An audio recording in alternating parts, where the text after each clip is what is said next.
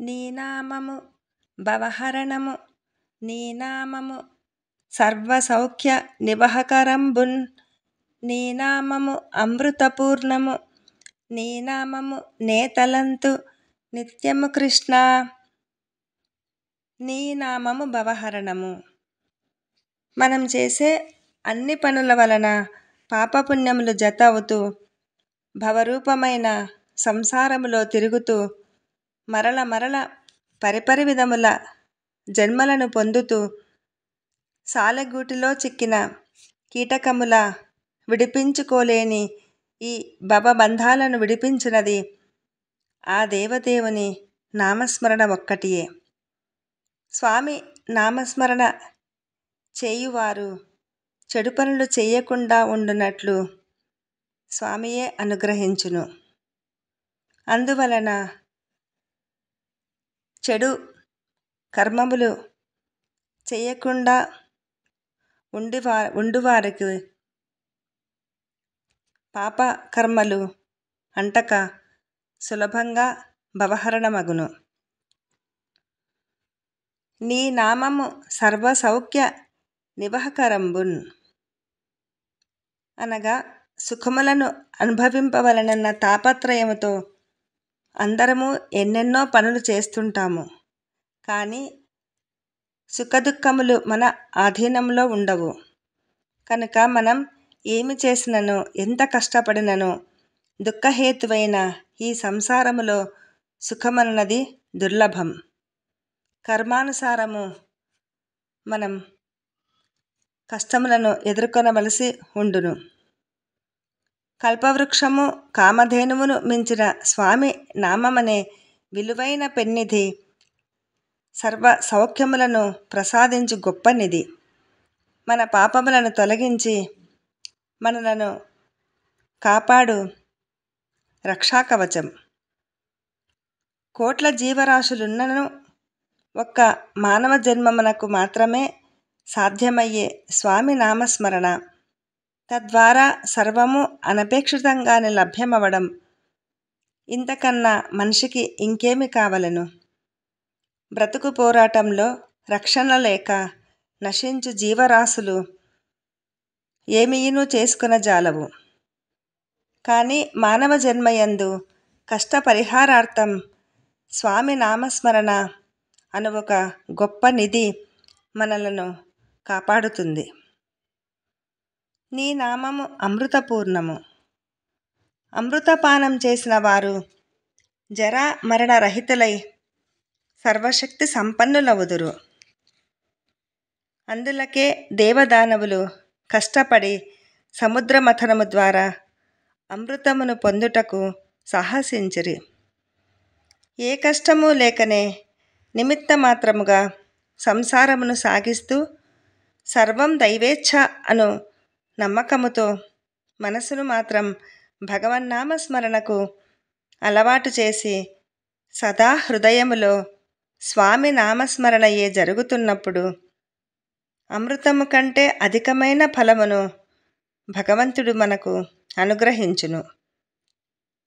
అటువంటి జీవికి పూర్ణత్వమును జరామరణ రహితమైన సాయుధ్యమును సర్వకాలములలో సర్వావస్థలలో అచ్యుతానందమును ప్రసాదించును.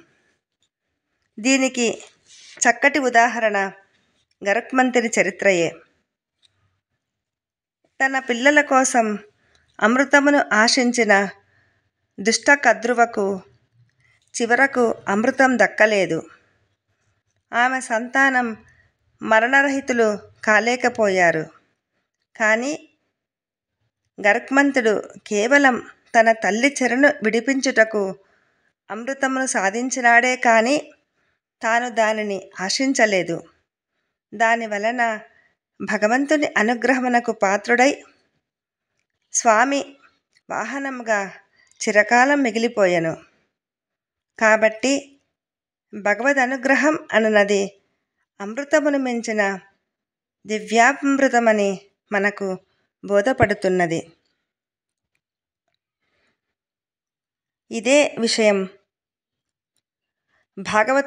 శ్రీమద్ భాగవతమునందు తెలిపిన నారాయణ రక్షాకవచ స్తోత్రమునందు తెలిపిన విధంగా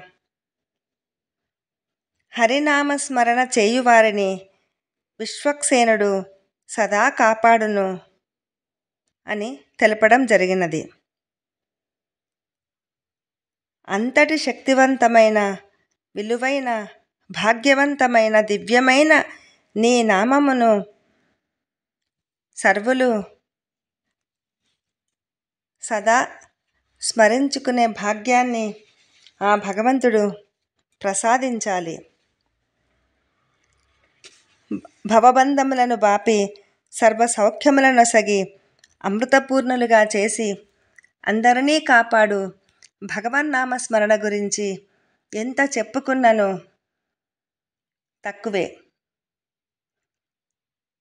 భగవన్నామస్మరణ అని మనం అనుకున్నప్పుడు మనకు గుర్తుకు వచ్చేవారు ఆంజనేయుడు, అర్జునుడు, శబరిమాత, ప్రహ్లాదుడు, ఇటువంటి మహామహులు ఎందరో. భగవంతుని రూపం ఏదైనా, నామం ఏదైనా దాని మహిమ అటువంటిది. రామనామ స్మరణ వలన ఆంజనేయుడు రాముడంతటి వాడైనాడు. హనుమంతుడు అందరికీ ఆరాధ్య దైవమైనాడు. చిరంజీవిగా వెలిశాడు. దుష్ట శిక్షణకైనా శిష్టరక్షణకైనా మనమందరం హనుమంతుని శరణు వేడుతాం. ప్రతి ఊరినందు, ప్రతి వీధినందు వెలసిన దైవం హనుమంతుడు. అది రామనామ శక్తి అంటే. రాముని ప్రాణం హనుమన్న, హనుమకు ఊపిరి రామన్న అన్నది మనం సదా స్మరిస్తాము. అదేవిధంగా అర్జునుడు కూడా ప్రతిక్షణం విడువని శ్రీకృష్ణనామ స్మరణ వలన సర్వత్రా విజయుడైనాడు. అలాగే ప్రతిక్షణం వీడని రామనామ స్మరణ వలన శబరిమాత జన్మ తరించింది. శాశ్వతమైన నదిగా శబరి వెలిసింది. అదేవిధంగా మనకు ప్రహ్లాదుని కథ కూడా విదితమే. గర్భస్థ శిశువుగా ఉండగానే దేవర్షి నారద మునీంద్రుల వలన శ్రీమన్నారాయణ మహిమ తెలుసుకొని జన్మించినప్పటి నుండి ప్రతిక్షణం విడువని నారాయణ స్మరణ వలన కలిగిన జ్ఞానం వలన ప్రహ్లాదుడు తరించినాడు. రాక్షస వంశం నందు జన్మించినను పరమ భాగవతోత్తముడైనాడు. నిరంతర దైవస్మరణ చేత మరణానికి కూడా భయపడని మనోస్థైర్యాన్ని కలిగినవాడైనాడు. జగత్తునకు నారసింహరూప నారాయణుణ్ణి అవతరింపజేసిన మహాభక్తుడైనాడు. తరించాడు, అందరినీ తరింపచేశాడు. అది భగవన్నామస్మరణ మహిమ అంటే. అలాగే నారద మునీంద్రులు నిరంతరం నారాయణ స్మరణ చేత అన్ని కాలాలలో, అన్ని లోకాలలో అందరికీ కావలసిన వాడైనాడు. నారాయణమూర్తికి ఆప్తుడైనాడు.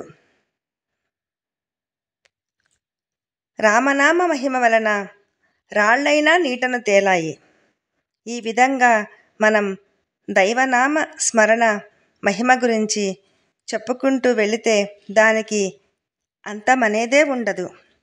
అటువంటి అపార మహిమను మనం కూడా తెలుసుకొని సాధ్యమైనంత వరకు స్మరిద్దాం, తరిద్దాం.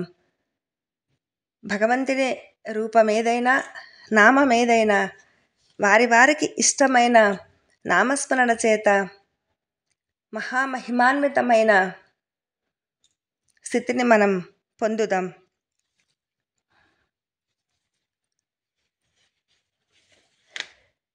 గరుత్మంతుని చరిత్రను తెలుసుకోవాలని అపేక్షించేవారు 21వ పద్యమునందు గరుత్మంతుని చరిత్ర గురించి తెలుసుకొనవచ్చును. అదేవిధంగా కష్టముల నుండి రక్షించే నారాయణ వర్మ స్తోత్ర మహిమను గురించి మనం భాగవతమునందు ఇది వివరించబడినది. 90వ పద్యమున దీనిని గురించి తెలుసుకుందాం. జై శ్రీకృష్ణ.